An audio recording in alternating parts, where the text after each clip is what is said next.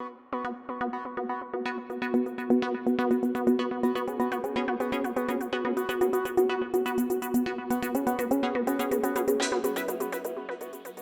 it's certainly great to be able to come and share my experience of Johne's disease in my herd. Today, I'm going to take you through in two presentations, the first being when I first discovered Johne's disease on my farm, and then the second part of the presentation will be how we manage Johne's on farm. But just to give you a little bit of an overview of my farming system, my main farm is an autumn calving farm. It's a System 5 farm, so high input feeding, producing about 2,000 odd kilos of milk solids per hectare. We also have a 75 hectare runoff, which grows all our forages and also we raise all our young stock on that property. In recent years, we've added a 62 hectare farm to our enterprise, and that is a System 3 farm. The first discovery we suspect of Johne's disease on our farm was back in 2008. And we just started to notice a few cows, just a handful in our herd, which sort of weren't like the rest of their peers. They had rough coats. They were sort of cows that were light in condition and weren't gaining any weight. And this was about sort of 2/3 of the way through their lactation. They started to reduce their milk production. And yeah, it just wasn't like the rest of the herd. So when we looked these cows up on our minder records, we could see that they were reasonably good cows, but they were still worthy of managing through and not culling it at this time. Our management plan here was to dry these cows off and feed them preferentially and try and gain some more condition. These cows were sent to our runoff where we could sort of give them that extra bit of love and care and try and get them back up on into better condition.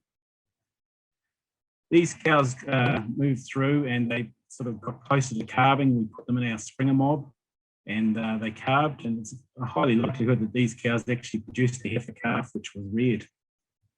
It was about 4 or 5 weeks after they calved and they started to sort of hit that peak production that we noticed that these cows really started to lose a lot of weight. Their milk production was reduced. They started to show that classic sign of Johne's, the bottle jaw, and then the chronic diarrhea and also sunken eyes. We took bloods from these cows, and days later they were confirmed with Johne's disease.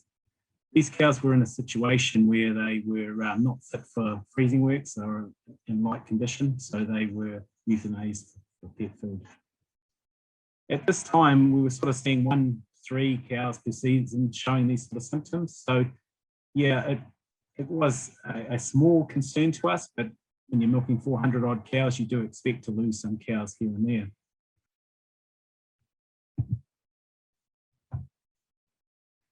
In the next few years, we started to see an increase in these Johne's disease sort of symptoms in our rising 3s sort of age group of cows. And this was seen just after calving when these animals were leading into peak production. And around this time, we started to see sort of 6 or more obvious cases in this age group. And this is when we really started to get quite concerned. We spent the money and the time breeding up these animals into our herd, high genetic animals, and you know they weren't lasting very long before they were falling to Johne's disease. This is when our veterinarian from ANEXA became quite concerned and wanted to look into to see exactly what was happening on farm. And I can't stress highly enough about recording the fate of these animals into your minder records. And this certainly helped us as we started to look into what was happening on farm. With these records, we could see that there was a pattern that was starting to evolve. And in many cases, these animals' dams had been culled for Johne's disease previously. So was this our first breakthrough? This was exciting times. At this time, the industry was starting to get quite concerned about Johne's disease, and they wanted to sort of find out how big this problem was in New Zealand. And they also wanted to look into developing a toolkit to help farmers manage Johne's disease on farm. So there was quite a few stakeholders within the industry, the Veterinary Association, scientists, Dairy New Zealand, Beef and Lamb, all got together to form the Johne's Disease Research Consortium. And I was lucky enough to be a farmer stakeholder involved in this. This trial and this work ran between 2012 and 2016. And our involvement was to be the farmer who herd tested their herd. And at that same time, we were collecting samples for Johne's testing through that herd testing. We were testing 5 times a year, so it was pretty intense sort of a testing. And at the same time, we were collecting effluent samples, and that was in conjunction with LIC to start to get some work around formulating a test to see if we could find MAP bacteria in effluent.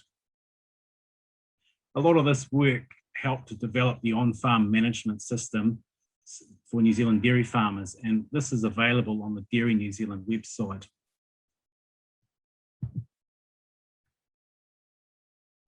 In 2012, when our first herd test happened, we knew we had a problem on farm, obviously, but we didn't know to what degree the problem was. And when those results came back after that first test, we were certainly blown away with what the findings were. We had 8% of our cows in our herd that were high positive for Johne's, 5.5% positive, and 3% suspects. Here are some examples of some cows on farm that were high positive. And if you look at these cows, you wouldn't pick them as the classic case of Johne's disease. They look at them, they're bright in the eye, they're shiny in the coat, they're in reasonable condition, they're even in calf early. This is the beauty of herd testing these cows for Johne's disease, that we can identify these cows early and try and minimize the amount of shedding that these cows are doing and get rid of them.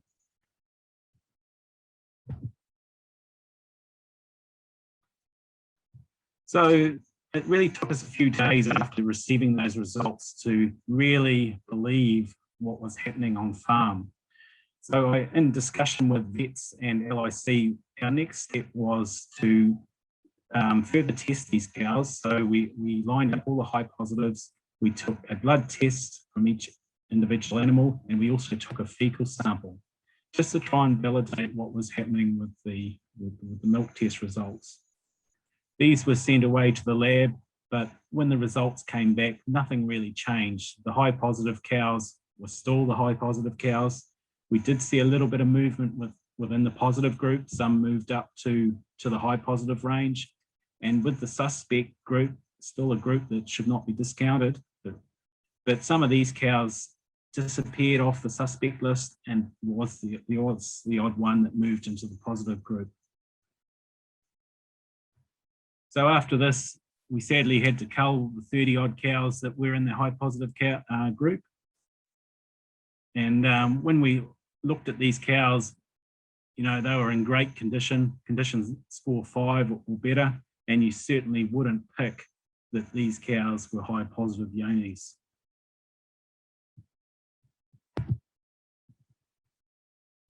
If you look at the graph here between 2012 and 2016, the blue bars illustrate the number of cows that were culled off farm with Johne's disease.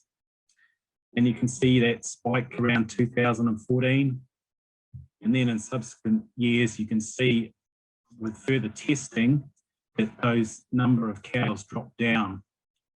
In the other box, these cows were sort of illustrated as died. No actual cow physically died of Johne's disease on farm. These cows were euthanized. They weren't fit for the meatworks. But interesting that with the testing there, that we could get in early, identify these cows, and sort of minimize the amount of cows that had to be euthanized on farm.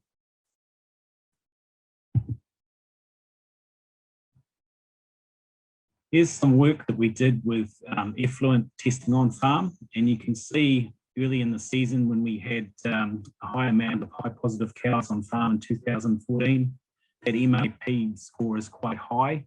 And then as we've moved through those subsequent months, culling those cows out, there is a correlation with that level dropping down in the later part of the season.